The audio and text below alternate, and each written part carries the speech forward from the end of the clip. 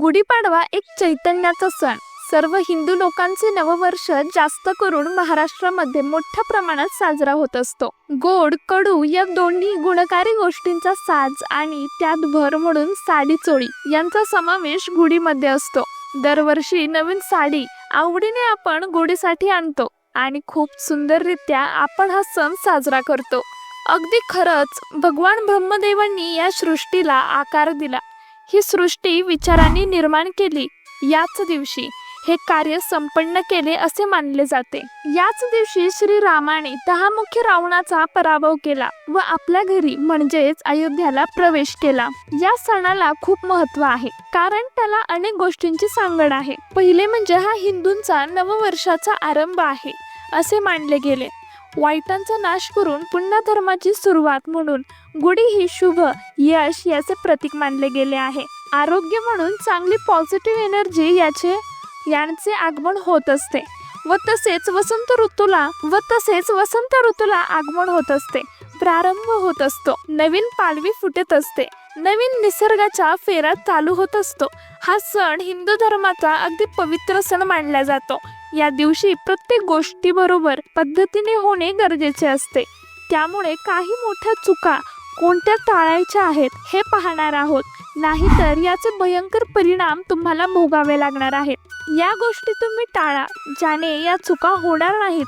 पहिले म्हणजे गुढीला अस्वच्छ व वापरलेले वस्त्रे कपडे वापरू नका. कोणत्या प्रकारचा डाग या वस्त्रांवर पडू देऊ नका ज्याने घरामध्ये मोठ्या प्रमाणात नकारात्मक म्हणजेच निगेटिव्ह ऊर्जा वाढू शकेल. गुढी उभारण्याकरिता दिशा ही बराच वेळा समजत नाही. अयोग्य दिशेला गुढी उभारल्यावर घरावर संकटे अशुभता वाढत जाते. त्यामुळे गुढी ही दक्षिण दिशेला अजिबात उभारू नये. गुढी उभारण्याची जशी योग्य दिशा ठरलेली असते अगदी तसेच ती उभारण्याचा वेळ टाइम सुद्धा ठरलेला असतो. त्यामुळे सूर्य मावळण्याच्या आधी गुढी उतरवून घ्यायची आहे ज्याने सुख शांती समृद्धी यश आनंद चैतन्य घराला लाभतो. आता तुम्ही म्हणाल या गोष्टी तर आम्हाला माहीतच आहेत, यात काय अवघं? तर हे महत्त्वाचे घटक आपण पाहणार आहोत जे गुढीसाठी सजवताना असायलाच हवेत. पहिलं म्हणजे चांदी अथवा तांब्याचा कलश जो सगळ्यात वर उभारायला हवा ज्याने घराला शुभता प्रदान होत असते. केशरी किंवा पिवळ्या रंगाचे कापड वस्त्र हे भगवान विष्णूचे आणि सात्विकतेचे प्रतीक आहे. आध्यात्मिकतेचा भाव आहे. त्यामुळे हे सुद्धा तुम्ही गुढीला लावलं पाहिजे. या सणाचे शुभता अजून वाढवण्यासाठी इच्छुक फळ प्राप्ती होण्यासाठी हे उपाय नक्कीच करा. मनातल्या इच्छा पूर्ण होतील. ज्योतिषशास्त्रानुसार राहू व केतू शांती उपास या गुढीपाडव्याच्या सणानिमित्त तुम्ही करू शकता ज्याने वादविवाद अशांतता अडचणी दूर होणार आहेत. या सणानिमित्त नवीन कार्य कोणत्याही प्रकारचा अलंकार धातू नवीन वस्तू घेतल्याने शुभफळ मिळणार आहे. कडुलिंबाचा पाला खाल्ल्याने तुम्हाला तुमच्या शरीराला शीतलता प्रदान होणार आहे. आरोग्य सुदृढीसाठी हा उपाय नक्कीच करा. गुढीपाडव्याला सकाळी गुढीसमोर हात जोडा व मनापासून इच्छा मागा. तुम्हाला नक्कीच सकारात्मकता जाणवेल.